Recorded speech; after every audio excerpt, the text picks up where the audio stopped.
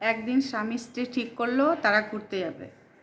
না কোথায় যাবে, সন্ধ্যাবেলা তারা বলল যে যাব, একটু ঘুরবো, সিনেমা দেখবো, তারপরে একটু হোটেল রেস্টুরেন্টে যাব, রেস্টুরেন্টে গিয়ে একটু খাওয়া দাওয়া করব। খুব আনন্দ দুজনের। এবার হাজব্যান্ডও চলে গেল ডিউটি করতে অফিসে, আর বউ সারাদিনকে যা কাজকর্ম করে টোরে সন্ধ্যা হয়ে গেছে, এখন তারা রেডি হয়ে গেছে। এবার বউ রেডি হয়ে বসে আছে, বড় অপেক্ষা করছে কতক্ষণে বাড়িতে আসবে আর ওয়াইফের সঙ্গে ঘুরতে যাবে, বেশ মজা হবে, খুব আনন্দ হবে, অনেক দিন পর তারা বেরোবে, এরকম ঠিক করেছে। কিন্তু তাদের কি হলো, এবার ওয়াইফ তো ঠিক করে রেডিমেডি হয়ে বসে আছে। 7টা বাজে, 8টা বাজে, 9টা বাজে, 10টা বাজে, হাজব্যান্ড আর আসে না ঘরে। এবার বউ তো খুবই চিন্তিত যে কেন আসছে না, ভেবেছে যে কি হলো। এবার ফোন করছে, ফোন ধরছে না। এবার হঠাৎ করে যাই হোক রাত 11টা 12টার সময় মধ্যে হাজব্যান্ড ঘরে আসলো।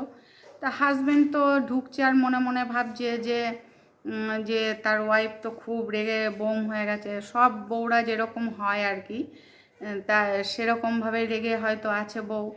তা সে সোজা তার ড্রয়িং রুমে ঢুকে তার রোজ যেরকম এসে যেরকম থাকে সেরকমই হাত পা ধুয়ে টুয়ে রেস্ট নিয়ে এবার বউ খেতে টেতে দিয়েছে, খাওয়া দাওয়া হয়ে গেছে।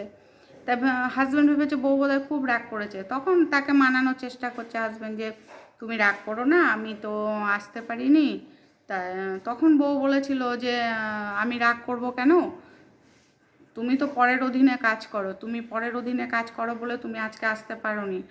আর এরপরে অন্য একদিন যাব, আমার কোনো রাগ হয়নি এবং আমি কখনো রাগ করিনি।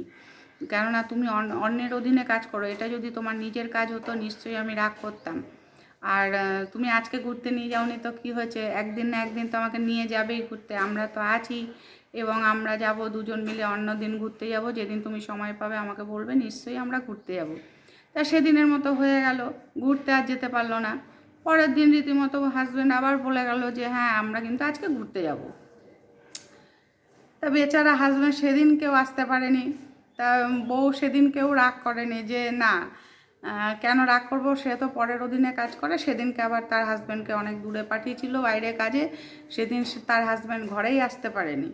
তা রাত্রে তো জানিয়ে দিল যে আমি আসতে পারবো না, তুমি খেয়ে দিয়ে শুয়ে পড়ো। তা বউ খেয়ে দিয়ে সেদিনও ঘুরতে যেতে পারলো না। যাকে তৃতীয় দিনের দিন আবার বলেছে যে ঠিক আছে আজকে আমরা যাবই ঘুরতে এবং আমি তোমাকে নিয়ে যাব, দরকার হলে ছুটি করে ঘরের থেকে নিয়ে যাব। তা তৃতীয় দিনের দিনও মানে হাজব্যান্ড আর তাকে নিয়ে ঘুরতে যেতে পারেনি। এবার কি করবে বউ, তো তখন তো রাগ স্বাভাবিক হবেই। কিন্তু বর যখন সামনে আসছে সে আর রাগটা দেখাতে পারেনি।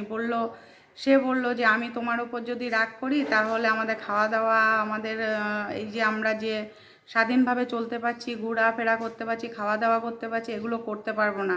তুমি তো নিজে ইচ্ছে করে দেরি করোনি, আমাকে নিয়ে যাওনি তা তো নয়, তোমার কাজ ছিল বলেই তুমি আমাকে নিয়ে যাওনি, আমি রাগ করিনি। তাই বলবো যে কেউ কোনোদিন কাউকে অবুঝ হয়ে রাগ করে, হাজব্যান্ড ওয়াইফ বলো আর বন্ধু বলো বান্ধব বলো, কারোর ওপর রাগ করে থাকবে না। কেননা যে বাইরে চাকরি করে বা কাজ করে তারা কিন্তু সবসময় পরের অধীনে কাজ করে। তাই জন্য কি হয়, তারা হয়তো টাইমটা আমাদের সময় মতো দিতে পারে না, সময়টা দিতে পারে না ঠিকঠাক।